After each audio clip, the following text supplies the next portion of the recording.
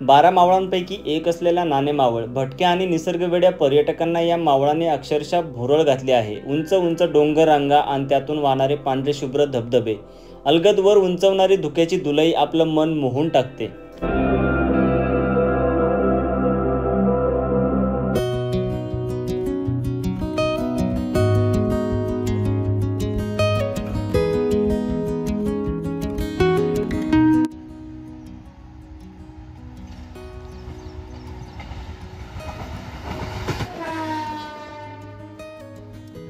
नमस्कार मंडळी, मी आदित्य पुन्हा एकदा तुमचं मनापासून स्वागत करतो आपल्या मराठमोळ्या यूट्यूब चॅनलवर. नाणे मावळातील शेवटचं टोक जांभवली येथील प्राचीन कोंडेश्वर मंदिर खूप प्रसिद्ध असून आज आपण या मंदिराला भेट देण्यासाठी जात आहोत. तर चला बघूयात सह्याद्रीमधील कोंडेश्वर मंदिर आणि जाणून घेऊयात या मंदिराचा इतिहास. पुणे शहरापासून अगदी 50 किलोमीटर अंतरावर जांभवली गावात श्री कोंडेश्वराचं मंदिर असून कोंडेश्वर या मंदिराला जाण्यासाठी कामशेत, नाणे मावळ, भासगाव मार्गे जांभवली या ठिकाणी आपण येऊ शकतो.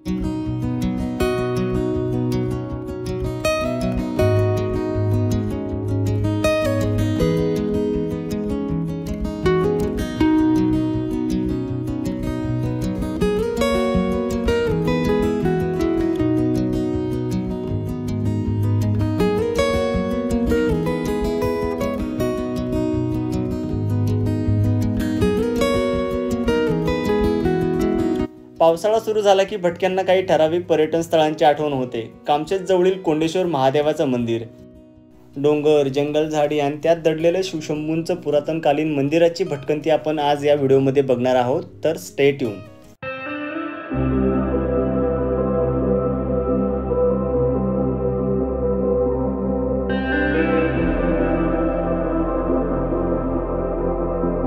सह्याद्रीकडे पाहिलं की तो वाट अडवून उभा ठाकलेला अंगावर येणारा असा वाटतो, पण त्याच्या अंगाखांद्यावर मनसोक्त बागडायला गेलं की सह्याद्री पर्वतरांगेची अनोखी रूपं आपल्याला अनुभवायला मिळतात.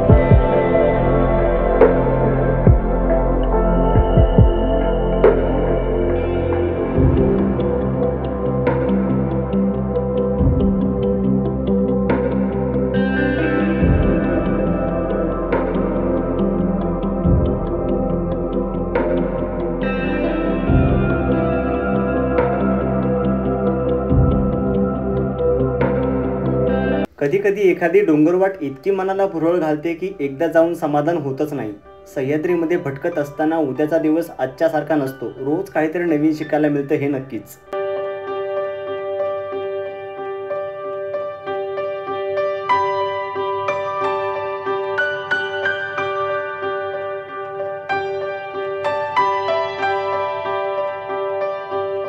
जांभवली हे पुण्याच्या ग्रामीण भागात आणि सह्याद्रीच्या कुशीत वसलेलं एक नयनरम्य गाव असून येथील धरण आणि हिरवागार परिसर निसर्गप्रेमीसाठी एक मेजवानीच आहे. तुम्ही जर निसर्गप्रेमी फोटोग्राफर असाल किंवा दगदगीच्या व्यस्त जीवनातून थोडीशी विश्रांती शोधत असाल तर नाणे मावळातील जांभवली गावाचा परिसर आपल्यासाठी एक परिपूर्ण ठिकाण असून या परिसरात आपण फॅमिली फ्रेंड्स सोबत येऊन निवांत वेळ घालवू शकता.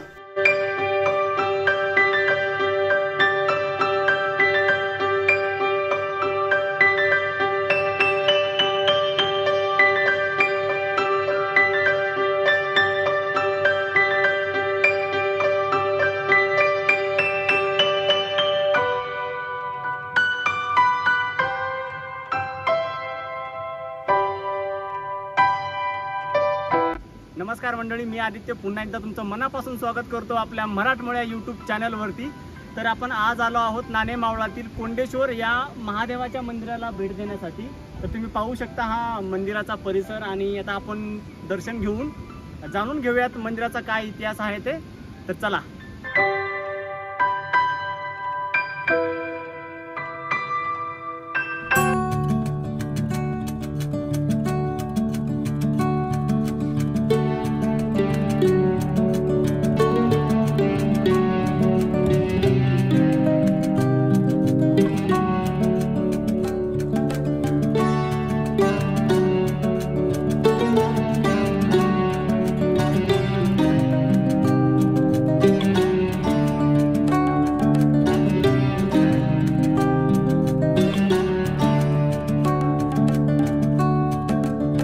कोंडेश्वर मंदिर हे एक ऐतिहासिक आणि प्राचीन मंदिर असून महाराष्ट्राचे आराध्य दैवत छत्रपती शिवाजी महाराज यांचे वास्तव्य याच मंदिरात अनेक वेळा झालेले आहे असे या मंदिरातील पुजारी सांगतात.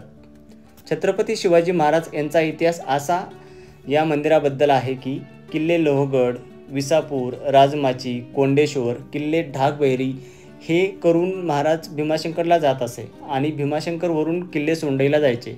त्या काळातील भेटी व्यवहारातील हे मंदिर असून या मंदिराला ऐतिहासिक महत्त्व आहे.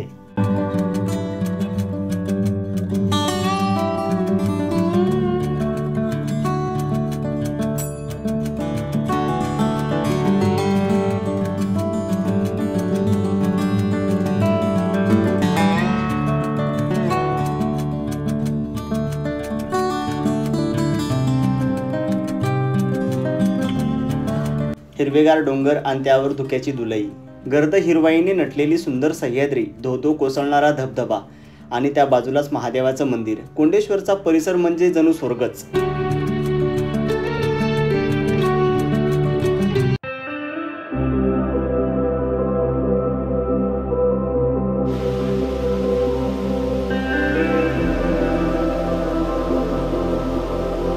कुंडलिका नदीचा उगम याच ठिकाणी होतो आणि पुढे जाऊन कुंडलिका इंद्रायणी नदीचा कामशेतमध्ये संगम होतो आणि पुढे जाऊन इंद्रायणी पंढरपूरमध्ये चंद्रभागा नदीला मिळते.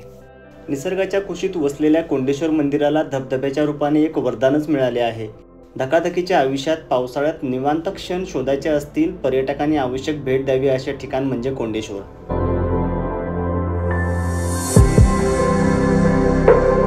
असा हा जांभवली गावाभोवतीचा निसर्ग वेड लावणारा.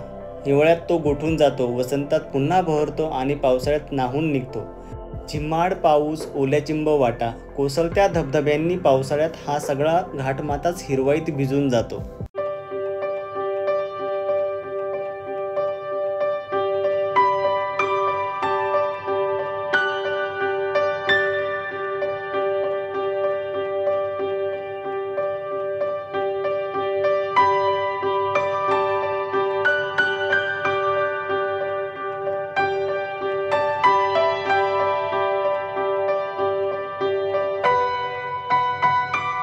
कोंडेश्वर मंदिराकडे जात असताना काही गोष्टी महत्त्वाच्या लक्षात ठेवणं गरजेचं आहे. कामशेतपासून पुढे कुठेही पेट्रोल पंप नसल्याने जातानाच गाडीत पेट्रोल पंपावरून पेट्रोल डिझेल भरून घ्या. फर्स्ट एड किट सोबत ठेवा. धोकादायक ठिकाणी जाण्याचा मोह नक्कीच टाळा. विलेज आउटिंगपासून ते जांभवली गावापर्यंत नेटवर्कचा खूप प्रॉब्लेम आहे.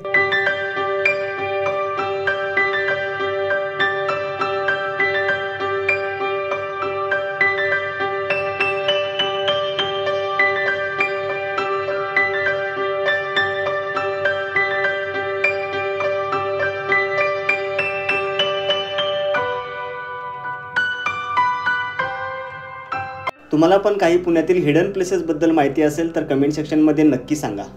श्री कोंडेश्वर मंदिर आणि त्याबद्दलची माहिती तुम्हाला कशी वाटली कमेंट सेक्शनमध्ये नक्की सांगा आणि व्हिडिओ आवडल्यास आपल्या चॅनलला सबस्क्राईब करायला मात्र विसरू नका. लवकरच भेटूयात पुढच्या भटकंतीमध्ये. तोपर्यंत फिरत राहा, काळजी घ्या. Bye bye.